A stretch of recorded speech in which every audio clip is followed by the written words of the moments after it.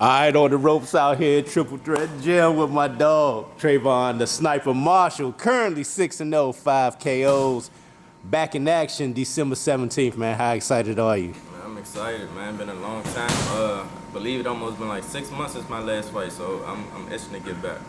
Let's talk about it, man. You were actually supposed to be on the Wilder card a couple of months ago. What happened with that situation? I had an injury during the fight camp, so it was no point in taking the chances if I wasn't 100%. So we just took that time to fully recover. You know, going into this fight, man, one of the big things, man, the PBC actually put out an article on you, man. One of the prospects to watch, man. That's how excited of the news that you got that to be a part of that. Man, it's a big achievement. Years ago, I wouldn't have expected to be at this point. It's just dreams coming true. Like I say, dreams to reality. It's still hard to take in, but being as though where I started from, I would have never seen this that I'll see this moment. You know, I want to talk about that, where you started from, man. You know, in the amateurs, were you one of the ones that's highly decorated, Nah. 5-time, 10-time national champ? Not at all. Around locally, regionally, yeah, I was known. I was one of the top fighters, but as far as nationally and going to the nationals, fighting in different countries and stuff like that, not at all. You know, what gave you the confidence, man, knowing that you're able to do what you're doing right now? I'll say my coach, and then me. I say my abilities. I want to say I rely on my power, but I'll say my punching power. Like, it's You know, like I can not get away with certain stuff, but I can move a certain way because I know I'll get results if I touch that chin. You know, just speaking on what we just said, not one of the ones, man, that was highly known as an amateur, but through your hard work and persistence and with your coach, man, you're able to be where you are right now.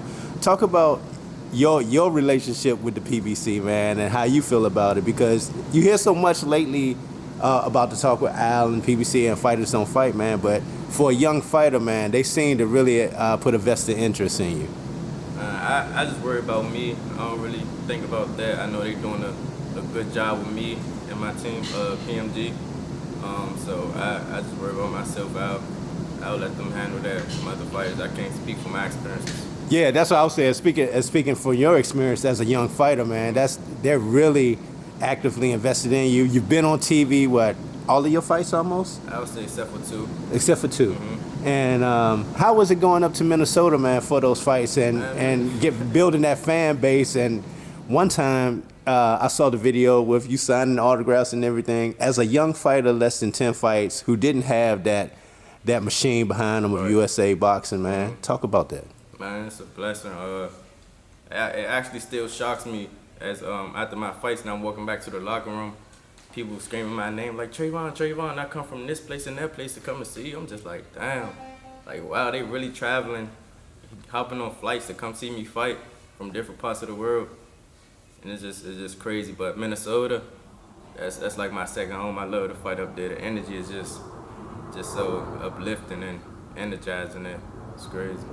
Now, with that being said, being on the road, fighting, building a fan base, also being on TV, would that possibly, you know, talk about coming back home for a fight, man? Do you see that happening anytime soon? Man, hopefully next year. Hopefully at the MGM next year, man. It'll be a big event.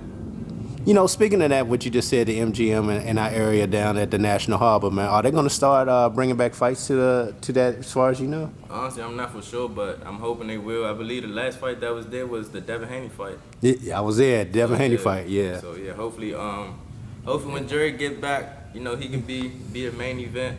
You know, I'll be on the undercard. You know, up and coming Dave. You know, he part of the PMG squad as well. So yeah, hopefully it'll be a big event for the local fighters, definitely. Now, what's some of the things, man, that you want to work on going into this fight? Going into this fight, I'll say more so breaking my man down. It's starting to slow down to me a lot, and I'm starting to see things a lot more clear. Just breaking my man down, dissecting my man, going to the body way more. You're very versatile, man. You got the length, you got the power. You bring it from both sides, man. What you know about your opponent that you're going to be facing? I'm really not for sure. I know my last opponent I was supposed to fight. He is from out of Mexico. Young vet. Believe he had about 20 fights, 12 KOs. This was gonna be a pretty good step up fight. I'm not for sure if that same opponent will follow through, so I'm not for sure. But whoever it is gonna be the same outcome. It doesn't matter. No sir. Now we always a lot of fighters always talking about getting to that 10th fight, man. So each fight, as far as like with your coach Andrew, you always put a plan together for each opponent to be stepped up. Andrew. Yeah. Put it like each fight he take is a step up fight. Oh. Each fight he take is a step up fight for Travon. The team is moving them at a reasonable pace. We're not rushing nothing.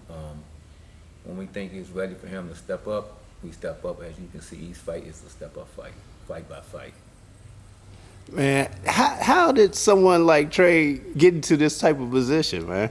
Because I know a lot of young fighters probably wonder that, man. How can they get in that type of position, man? Because you know what I mean? Mm-hmm. As far as being able to be on the TV side, able to be the prospect to watch on the PBC and stuff like that. Well, Travon has a good team. So I tell any young athlete that's coming up, your team is everything. You got to surround yourself with people that actually knows the business. So I think that's the main key to this, having people that knows the business, the real business of boxing.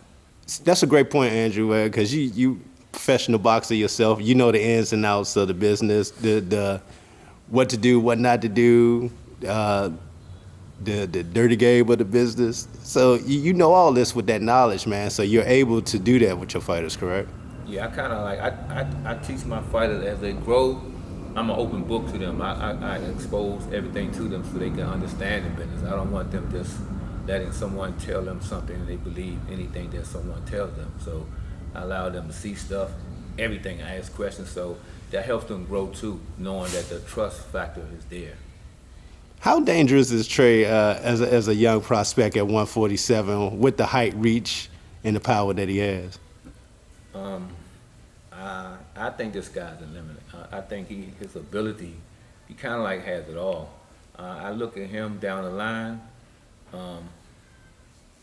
it's being up there with somebody like Travon Ennis, like that type of, he has that type of talent and ability to me. I'm not being biased, but that's what I see. A guy that has a jab, a guy that's gonna hurt you with a right uppercut, a guy that knock you out with the left uppercut, a guy that knock you out with the hook. I mean, that's a dangerous type of young prospect that when you step in the ring, you don't know where it's coming from. You know, speaking of that, Trey, have you ever had a chance to spar with Boots? No, we definitely plan on going up there real soon. But we just going up there tight. We ain't trying to go up there. Bullshit. We definitely heard about Javon, so you can't go up there thinking it's a game. Oh, no, you ain't lying on that, man. I done been up there many a time. She said, be ready, be ready to work. Yes, sir. Man, but Trey, man, I'm real proud of everything you're doing right now, man. I And appreciate you. represent the area well, man, and doing big things, man. Super Yes, proud, sir. man. Thank you. I appreciate you, Zed. All right, man. The first video we did, it's like, damn, look how it changed. Look where we at now. Yeah. Man, how things going with the Rockwallers, man? You sold all the pups? Yeah, I sold all them. We was thinking about having her, cause she just had her period. We was thinking about her doing another litter, but we gonna let her rest next year sometime. Well, let me find out, man. You the bully breed also as well, man? No, I'll say I like bullies. I like old dogs, but it's just something about Rottweilers. And then it's like everybody in the bully world. I want to do something different. Yeah, you ain't lying, man. That's about as saturated as the boxing game right there. For real, man. Man, but I truly appreciate your time as always, Trey, man. Appreciate you. Thank you. And man, where can they follow you at, man? You can follow me on Instagram at I am Travon Marshall, the number 1. I am TRAVON MARSHALL, the number 1. Now, where's that fight taking place December 17th? The last I heard, Atlanta. Oh, Atlanta. Oh, y'all hear that, man. Come on down and show out. Yes, show up sir. and show out, man. See this young talent right Definitely, here, man. definitely. Future world champion at the 147 division, man. Yes, sir. Definitely don't want to miss that. All right, we out.